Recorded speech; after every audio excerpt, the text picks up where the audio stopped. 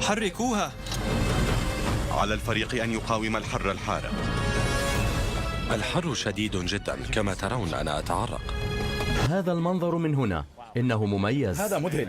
للانتهاء من العمل عليه، على فريق العمل أن يؤدي واحدة من أعلى وأثقل محاولات الرفع. إنك تضع صفيحة من الفولاذ بحجم حاملة طائرات على سطح 3 أبراج لتنفيذ أكبر عملية طلاء على الكرة الأرضية، ووضع واحدة من أطول العتبات البارزة في العالم على ارتفاع 60 مترا بلا دعائم.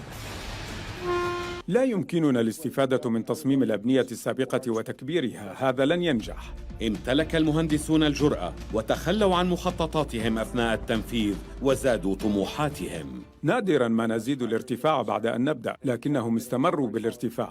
في كل مرة آتي إلى هنا في الحقيقة أشعر بالفخر لأننا بنيناه. حركوها. على الفريق أن يقاوم الحر الحارق. الحر شديد جدا، كما ترون أنا أتعرق. هذا المنظر من هنا إنه مميز. هذا مذهل. للانتهاء من العمل عليه، على فريق العمل أن يؤدي واحدة من أعلى وأثقل محاولات الرفع. إنك تضع صفيحة من الفولاذ بحجم حاملة طائرات على سطح 3 أبراج لتنفيذ أكبر عملية طلاء على الكرة الأرضية، ووضع واحدة من أطول العتبات البارزة في العالم على ارتفاع 60 مترا بلا دعائم. لا يمكننا الاستفادة من تصميم الأبنية السابقة وتكبيرها، هذا لن ينجح. امتلك المهندسون الجرأة وتخلوا عن مخططاتهم أثناء التنفيذ وزادوا طموحاتهم. نادراً ما نزيد الارتفاع بعد أن نبدأ، لكنهم استمروا بالارتفاع. في كل مرة آتي إلى هنا في الحقيقة أشعر بالفخر لأننا بنيناه. حركوها. على الفريق أن يقاوم الحر الحارق. الحر شديد جدا، كما ترون أنا أتعرق. هذا المنظر من هنا إنه مميز. هذا مذهل. للانتهاء من العمل عليه، على فريق العمل أن يؤدي واحدة من أعلى وأثقل محاولات الرفع. إنك تضع صفيحة من الفولاذ بحجم حاملة طائرات على سطح 3 أبراج لتنفيذ أكبر عملية طلاء على الكرة الأرضية، ووضع واحدة من أطول العتبات البارزة في العالم على ارتفاع 60 مترا بلا دعائم.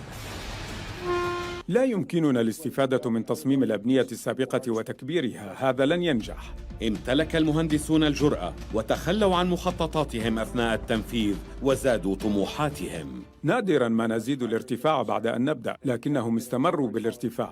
في كل مرة آتي إلى هنا في الحقيقة أشعر بالفخر لأننا بنيناه. حركوها. على الفريق أن يقاوم الحر الحارق. الحر شديد جدا، كما ترون أنا أتعرق. هذا المنظر من هنا إنه مميز. هذا مذهل. للانتهاء من العمل عليه، على فريق العمل أن يؤدي واحدة من أعلى وأثقل محاولات الرفع. إنك تضع صفيحة من الفولاذ بحجم حاملة طائرات على سطح 3 أبراج لتنفيذ أكبر عملية طلاء على الكرة الأرضية، ووضع واحدة من أطول العتبات البارزة في العالم على ارتفاع 60 مترا بلا دعائم. لا يمكننا الاستفادة من تصميم الأبنية السابقة وتكبيرها، هذا لن ينجح. امتلك المهندسون الجرأة وتخلوا عن مخططاتهم أثناء التنفيذ وزادوا طموحاتهم. نادراً ما نزيد الارتفاع بعد أن نبدأ، لكنهم استمروا بالارتفاع. في كل مرة آتي إلى هنا في الحقيقة أشعر بالفخر لأننا بنيناه.